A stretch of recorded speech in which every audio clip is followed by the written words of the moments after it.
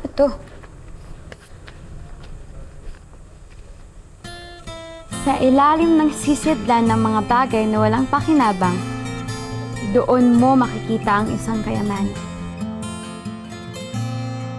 Pag ito wala, naku, lagot talaga sa akin may pauso nito. Nais kong Basurahan? sabihin sa'yo ang nilalaman ng puso ko. Ngunit ako'y Sa ilalim. maghiba ang tingin. Hindi lahat ng bagay madadaan sa madalian. 5 hakbang patungo sa tarangkahan, naroon ang inaasam. Tarangkahan. Sige. 1, 2, 3, 4, 5. Sa'yo'y nagkagandahan. Hala, ako ngayon ay naguguluhan.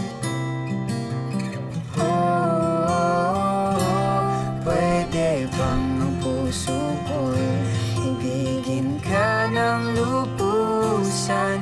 Maging akin ang puso mo. Pwede ba? Sabi ko na nga, be! Ay nako, kaninang umaga ko pa kaya inaantay na batiin mo ko ng Happy Monthsary. Pero parang nakalimutan mo naman.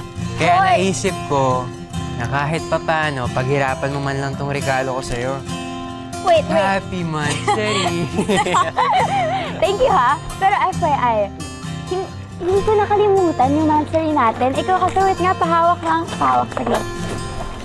Pinahirapan mo ako, pumikit ka. Pipikit ako. Ano ba kasi yan? Dilat na. Sure ka na. Oo nga. Happy monthsary. Ikaw kasi, hindi ka naman makapaghintay. Oh, akin na nga yan. Aray ko! No, pero ngayon. Thank you, Thank you. Thank you. Happy months, Mark. Happy months. Ay! Huwag ka namang kiliti.